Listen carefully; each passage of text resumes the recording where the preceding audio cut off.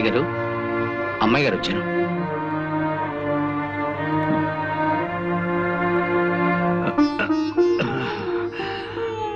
కూర్చోమ్మా. నేను మళ్ళీ మామూలు మనిషిని అవుతానన్న నమ్మకం రాను రాను సన్నగిలిపోతుందమ్మా. ఊరుకోండానా, 4 రోజుల్లో మళ్ళీ మీ నవ్వుతూ తిరగలరని డాక్టర్ గారు చెప్పారు కదా. మీ డాక్టర్లు అలాగే చెప్తారమ్మా. నా పరిస్థితి నాకు తెలుస్తుంది కదా. ఇంత బతుకు బతికి చివరికి తలకొరివి పెట్టే దిక్కు లేకుండా వెళ్ళిపోతానేమోనని భయంగా ఉంది. నీ పెళ్ళన్నా అయి ఉంటే అల్లుడే కొడుకై ఉండేవాడు. దయచేసి ఇప్పుడు పెళ్లి గురించి ఆలోచించకండానా. లేదమ్మా, ఆలోచించటం లేదు. ఇప్పుడు నా ఆలోచన అంతా ఆ చంటబ్బాయిని గురించి. చంటబ్బాయా? అతనెవరు? మీ అన్నయ్య. అతను ఎక్కడున్నా ఇక్కడికి రప్పించాలని, అతనే నా చితికి నిప్పంటించాలని నాకు అనిపిస్తోందమ్మా. అన్నయ్య అంటున్నానా? ఏమిటి మీరు మాట్లాడేది?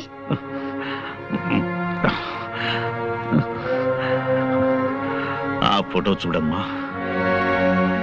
ఎవరిది? మీ అన్నయ్య తల్లిది. ఏమిటో వివరంగా చెప్పండి నాన్న. చెప్తానమ్మా. మీ అమ్మకి భయపడి కొన్నాళ్ళు ఈ రహస్యం దాచిపెట్టాను. ఆమె వెళ్ళిపోయిన తరువాత ఎదిగిన కూతురివి నీకు చెప్పుకోవడానికి సిగ్గుపడి మరికొంతకాలం దాచిపెట్టాడు. ఇప్పుడు తొందరపడి నీకు చెప్పక తప్పదమ్మా. అది శర్మిష్ట ఫోటో. నేను విజయనగరంలో పెదనాన్నగారింట్లో ఉంటూ బిఏ చదువుతున్న రోజుల్లో తనతో నాకు పరిచయం అయింది. శర్మిష్ట తండ్రి తాలూకా ఆఫీసులో చిన్న ఉద్యోగి. ఆ పరిచయం పెద్దదయింది. ప్రేమగా మొగ్గ తొడిగింది. పెళ్లి చేసుకుంటామన్న నమ్మకంతో ఇద్దరం శారీరకంగా కూడా దగ్గరయ్యాం. మా పెదనాన్నగారికి ఆ విషయం తెలిసి నన్ను విజయనగరం నుంచి మా ఊరు పంపించేశారు. మా అమ్మ ఉరిపోచూ చస్తానని బెదిరించి నన్ను అశక్తుణ్ణి చేసి నా చేత మీ అమ్మ మెడలో శాస్త్రోక్తంగా 3 ముళ్ళు వేయించింది. పెళ్లిగాకని నేను వెనక్కి వెళ్ళి శర్మిష్ఠకి ఆ వార్త చెప్పాను. శర్మిష్ఠ బాధపడి కుమిలి కుమిలి ఏడ్చింది. శర్మిష్ఠ ఆ ఊళ్ళోనే ఉండే రామకోటి అనే నా చిన్ననాటి స్నేహితునికి అప్పగించి వాడికి కొంత డబ్బిచ్చి తిరిగి వచ్చాను. కొంతకాలానికి శర్మిష్ఠ మగబిడ్డని ప్రసవించిందన్న ఉత్తరం వచ్చింది. ఆ ఉత్తరం చదివిన మీ అమ్మ మండిపడింది. ఇక శర్మిష్ఠతో ఉత్తర ప్రత్యుత్తరాలు జరిపితే తను ఆత్మహత్య చేసుకుంటానంది. శర్మిష్ఠ, రామకోటి ఆ తరువాత రాసిన ఉత్తరాల్లో చాలా వరకు తను నాకు చేరనివ్వలేదు. 5-6 ఏళ్ల తర్వాత నేను వ్యాపారం పని మీద మెడ్రాసు వెళుతున్నానని చెప్పి విజయనగరం వెళ్ళాను. రామకోటి గాని శర్మిష్ఠ గాని ఎవ్వరూ నాకు కనిపించలేదు. ఎప్పుడూ ఆ ఊరుదులు వెళ్ళిపోయారని తెలిసి వెనక్కి తిరిగి వచ్చేశాను. ఆ తరువాత చేతిలో డబ్బు లేని హీన స్థితిలో బిడ్డని ఒంటరిగా వదిలిపెట్టి శర్మిష్ఠ చచ్చిపోయిందని ఎవరో చెప్పగా విన్నాను. నా బిడ్డని శర్మిష్ఠ చంటబ్బాయిని ముద్దుగా పిలుచుకునేదని మాత్రమే నాకు తెలుసు. ఇంతవరకు నేను వాణ్ణి చూడనే లేదు. ఇప్పుడు ఈ అవసాన దశలో వాణ్ణి ఒక్కసారి చూడాలనిపిస్తోందమ్మా. నిశ్చలా, ఊరుకో. పేషెంట్ల బాధలు తీర్చాలి గాని డాక్టర్లే ఇలా బాధపడకూడదు. ప్లీజ్ ఊరుకోవు. చూడు, పొద్దున ఒక చిన్న తమాషా జరిగింది. టెలిఫోన్ క్లీన్ చేయడానికి ఓ ఇంటికి వెళ్ళానా, అక్కడ ఒక ఆయన ఇలా ఉన్నాడు. నాకు భయం వేసిపోయింది అనుకో. ఏమిటమ్మా, ఏం కావాలి అన్నాడు. నేను ఒక్కటే పరుగు. నాన్నగారి బాధ చూస్తుంటే నాకు భయంగా ఉంది. ఇప్పుడు ఆ జంట పైన ఎలా వెతికి పట్టుకోవడం? ఇంత ప్రపంచంలో ఎక్కడున్నాడో, ఏం చేస్తున్నాడో, అసలున్నాడో లేడో. Don't be silly. ఇప్పుడు నీ ప్రాబ్లం ఏమిటి? ఆ జంట అబ్బాయిని వెతికి తేవాలి, అంతేనా? ఇటువంటి కేసుల్ని మా జేమ్స్ బాండ్ గారు ఇట్టే తెలిచేస్తారు, తెలుసా? ఎవరు? James bond. జేమ్స్ బాండ్ ఆ కేసులోంచి నన్ను బయటపడలేదు. ఆయన గొప్ప తెలివితేటలున్న మనుషులే. బీచ్ లో గుండు సూది పారేసి వెతీతమ్మన్నా అరగంటలో తెచ్చేస్తారు. ఓసారి ఆయన దగ్గరికి వెళ్దామా? అసలు ఆయన ఇలాంటి కేసులు ఒప్పుకుంటారో లేదో. తప్పకుండా ఒప్పుకుంటాను. కాకపోతే యాజ్ యు నో, మేము ఎక్కువ కష్టపడతాం, ఎక్కువ ఫీజు తీసుకుంటాం. మీరెంత ఫీజు అడిగినా ఇస్తామండి. కానీ మా అన్నయ్య చంటి అబ్బాయి దొరుకుతాడు, ఆ గ్యారంటీ నాది. ఇలాగే తప్పిపోయిన కుర్రోడు కేసు ఒకటి 1984లో అనుకుంటాను మేము డీల్ చేసాం. ఆ కుర్రాడు ఇంతవరకు దొరకలేదు కదా గురూజీ. దొరికాడు. ఇప్పుడు అతను ఇంట్లో హాయిగా ఉంటున్నాడు. ఇలా నీకు తెలియని విషయాల్లో మాత్రం వేలు పెట్టకు. వెళ్ళి ఆ గదిలో ఫోన్ తీసుకో. వెళ్ళు. అలాగే. బెల్. చంటపై పిన్ని గారు ఒక ఆవిడ దుబాయ్ లో ఉన్నారట. ఆవిడ అడ్రస్ కూడా వీళ్ళ దగ్గర సరైంది లేదు. ఆవిడ పేరేమన్నారు? బాల. బాల. బాల.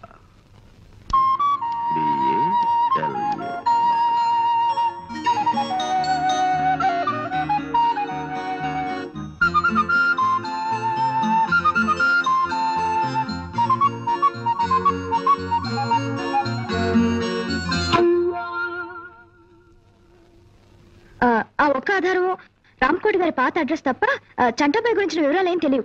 అవి మేం పట్టుకుంటాం. అటువంటివి మాకు కొట్టిన పిండి. రామకోటి గారి అడ్రస్ మీ దగ్గర ఉందా? ఆయన విజయనగరంలో ఉన్నప్పటి అడ్రస్ ఇది. ఇప్పుడు ఇంకా ఆయన అక్కడ ఉంటున్నారో లేదో తెలియదు. డోంట్ వరీ, రేపే విజయనగరం బయలుదేరతాం, వివరాలు సేకరిస్తాం. గురూజీ, మీ ఇంటి దగ్గర నుంచి ఫోన్ పనివాడు చేశాడు. మీ ఇంట్లో దొంగలు పడి స్టీల్ గిన్నెలు ఎత్తుపోయారట. Is it? అవును, విఘ్నేశ్వర డిటెక్టివ్ ఏజెన్సీ వాళ్ళతో మాట్లాడుతుంది. గురూజీ, వెంటనే విఘ్నేశ్వర డిటెక్టివ్ ఏజెన్సీకి ఫోన్ చేయండి గురూజీ. వాళ్ళది మనకంటే మంచి కంపెనీ కదా, దొంగలు ఇట్టే పట్టేస్తారు గురూజీ. నా మాట విని త్వరగా ఫోన్ చేయండి గురూజీ. పిచ్చివాడ, వాడు దొంగ కాదురా. ఆఫీస్ లో పాయసం కాసుకుందామని గిన్నె కోసం నేనే వాడిని ఇంటికి పంపించాను. ఈలోగా నీకు కంగారు. ఇప్పుడిప్పుడే అదే ట్రైనింగ్ అవుతున్నాడండి. అని బెల్. ఓకే, విషయానికి వస్తే 15 రోజుల లోపల నేను చంటాబాయిని పట్టుకుని మీకు అప్ చెప్తాను. Okay, you please carry on.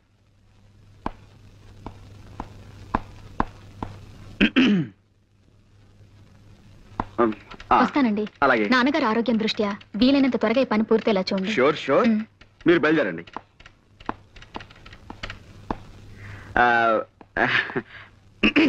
నువ్వు కొట్టమ్మా. కమాకణం కమాకళ్ళి కయే కక్క కడ కరే కప్పు. జోలా బాబాయ్. ఏం గురూజీ, విఘ్నేశ్వర డిటెక్టివ్ ఏజెన్సీకి ఫోన్ చేసి మీకేమన్నా?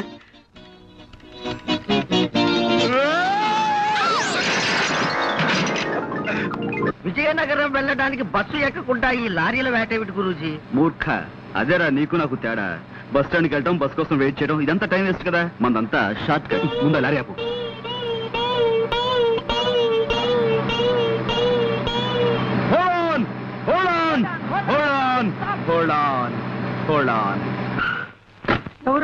విజయనగరం ఎక్కువ ఎక్కువ త్వరగా ఎక్కువ. నేను అర్జెంట్ గా ఊరికి వెళ్ళాలి. ఇప్పుడు కాదు, నన్ను వదిలేసాయి. అదంతా నాకు తెలియదు బాస్. నా డ్యూటీయే.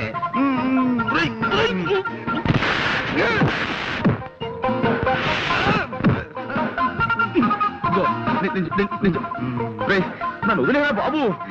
నాకు అర్జెంట్ పని ఉందిరా. నన్ను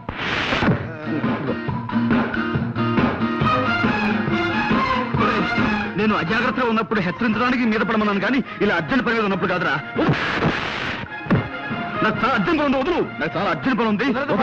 జీతం తీసుకున్నాక డ్యూటీయే.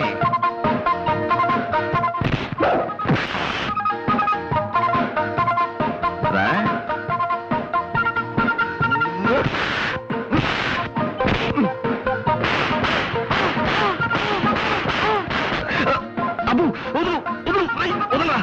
నిన్నే అమ్మా వదులు వదులు.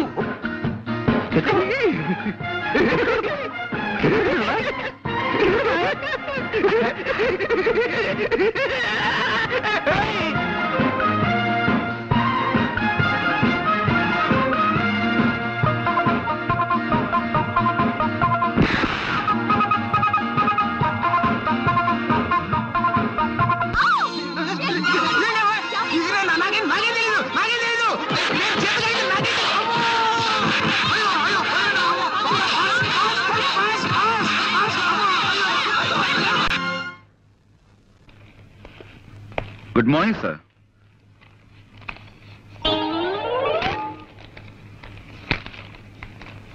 సార్ ఎవరు? అక్కడక్కడ. నమస్కారం అండి. మేము వైజాగ్ నుంచి వస్తున్నామండి. గంగాధరం గారు వాళ్ళ అమ్మాయి నిశ్చల నన్ను పంపించారు. మీ అడ్రస్ వెతికి పట్టినసరికి నా తలప్రాణం తోక్కొచ్చింది. గంగాధరం గారు నాకు అన్ని విషయాలు వివరంగా చెప్పారు. రాంకోటి గారు అంటే మీరే కదండి? వినిపించలేదా? నా తండ్రి, ఆ మాట ముందే చెప్పొచ్చుగా. నేను వైజాగ్ విశాఖపట్నం నుంచి వస్తున్నాను. గంగాధరం గారు నన్ను పంపించారు. రామ్ కోటి గారు అంటే మీరే కదా? అంత గట్టిగా అరుస్తారు ఎందుకు? నాకేం చెవుడనే? రాముల వారి గుడే కదా మీకు కావాల్సింది. తిన్నగా అడగరాదు. సీతా స్వయంవరం నుంచి శ్రీరామ పట్టాభిషేకం దాకా కథ మొత్తం చెప్పి మరీ గుడి గురించి అడగాల. ఆ పక్కనే ఉంది, వెళ్ళిరండి. ఆ పేపర్ ఇలా ఇవ్వండి. చూడు నాయనా, ఇలాంటి బట్టలు వేసుకుని ఎప్పుడు గుడికి వెళ్ళకు. కాస్త మంచి బట్టలు వేసుకు వెళ్ళు. చూడండి, మేము అడిగేది రాముల వారి గుడి గురించి కాదండి బాబు, రామ్ కోటి గారి గురించి. అమ్మో, మీలో మీరు గొనుక్కుంటారెందుకు? కాస్త వినపడేటట్టు చెప్పొచ్చు కదా. ఇలా చావు కొడుతున్నారేంటండి బాబు? కాసేపు గట్టిగా మాట్లాడేమంటారా? కాసేపు మెల్లగా గొడుగుతున్నామంటారా? ఇంకెలా మాట్లాడమండి? మాకు వచ్చేది ఒకటే అయిపోతావా? ఎవరినైనా ఆయనకే వినిపించదు, ఎందుకలా అరుస్తారు కంఠశోష? సమయానికి వచ్చి మమ్మల్ని కాపాడేవు తల్లి, చాలా థ్యాంక్స్. రామ్కోటి గారు అంటే వీరే కదండి? కాదు బాబు, మరి వీరి పేరేమిటి? వారి పేరు నేనేలా చెప్పను బాబు. ఈ వయసులో మీకు సిగ్గే ఉంటామ్మా. ఏమిటో ఈ ఇంట్లో ఒక్కొక్కరు ఒక టైప్ లో బాధ పెడుతున్నారు. చూడమ్మా, మాకు చాలా అత్యవసరం. రామ్కోటి గారు పోనీ పోనీ ఈయన పేరేమిటో చెప్తారా? వారి పేరు కృష్ణమూర్తి గారు. కృష్ణమూర్తి. చూడమ్మా, 25 ఏళ్ల క్రితం రామ్కోటి గారిని ఈ ఇంట్లో అద్దుకుండేవారు. ఇప్పుడు ఆయన ఎక్కడున్నారో చెప్తారా? తెలీదు బాబు. మీరు ఈ ఇంట్లోకి కొత్తగా అద్దుకొచ్చారా? మా కొంపలో మలేరియా జ్వరాలు ఎవరికీ లేవు. మీరేం సూది మంది ఒక్కర్లేదు. వెళ్ళండి. ఏమండి, మీరు ఊరుకోండి. ఇది మా సొంత ఇల్లు నాయనా. 10 ఏళ్ల క్రితం కొన్నాం. అంతకు ముందు ఇంట్లో ఎవరుండేవారో మాకు తెలియదు. పోనీ మీరు ఎవరి దగ్గర కొన్నారో అదేనా చెప్పగలరా? మా ఇంట్లో అద్దెకిచ్చే వాటాలే లేవు. వెళ్ళండి. ఏమండి, అబ్బాబ్బా మీరు ఊరుకోండి. పేరేశం గారని ఆయన దగ్గర కొన్నావు నాయనా. ఈ ఇల్లు మాకు అమ్మేసి ఆయన విశాఖపట్నం వెళ్ళిపోయారు. చంపేశారండి బాబు. ఇప్పుడు విశాఖపట్నం నుంచి వస్తున్నామండి. ఆ ఊళ్ళో ఆయన ఎక్కడ ఉంటారో చెప్పగలరా? ఇన్సూరెన్స్ వాళ్ళ వీళ్ళు. నే కట్టను.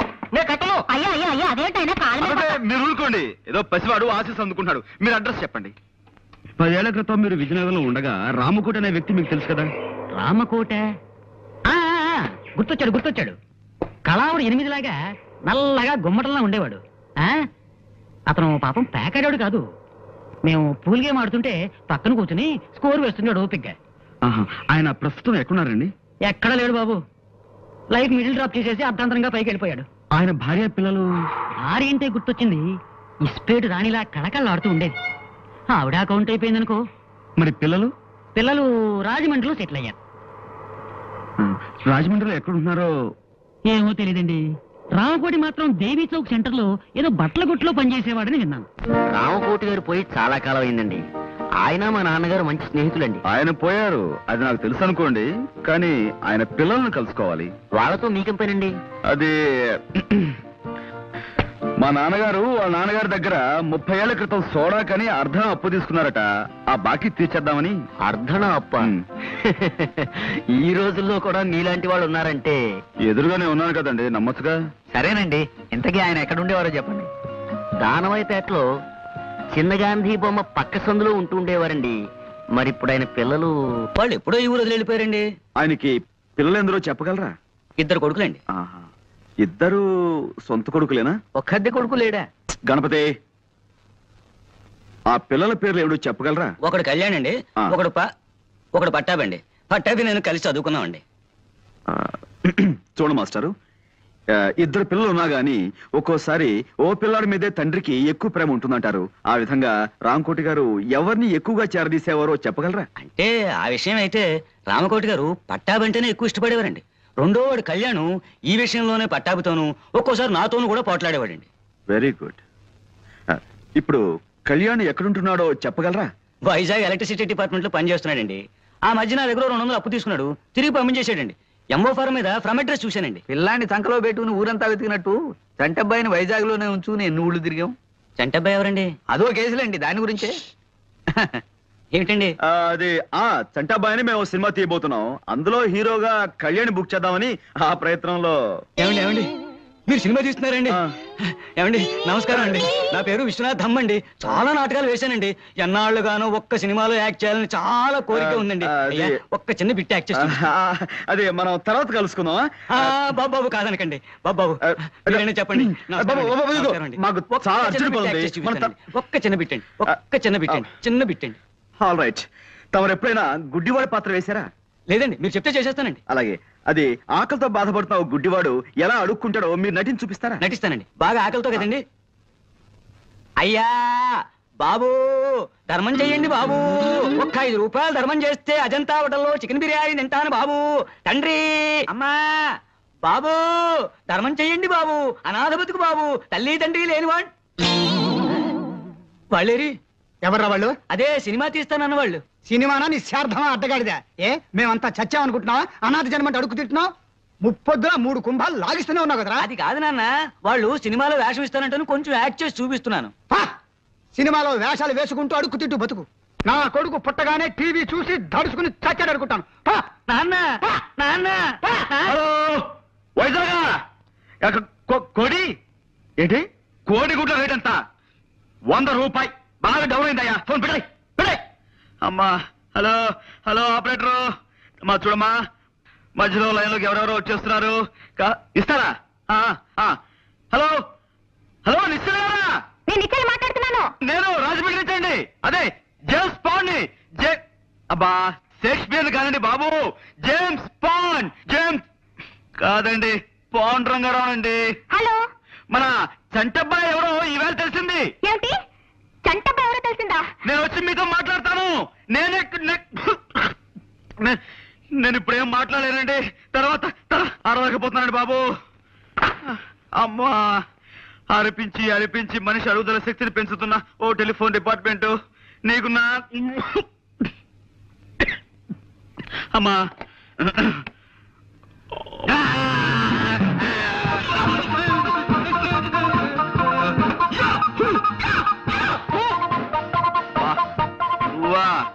ఇదేమిట్రా, నువ్వు రాజమండ్రి దాకా వచ్చేసావు? మా ఊరు ఇదే బాస్.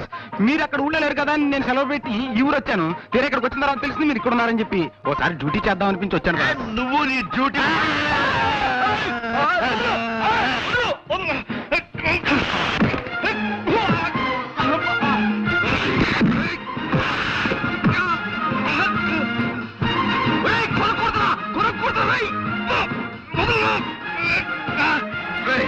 నన్ను కూర్తావరా?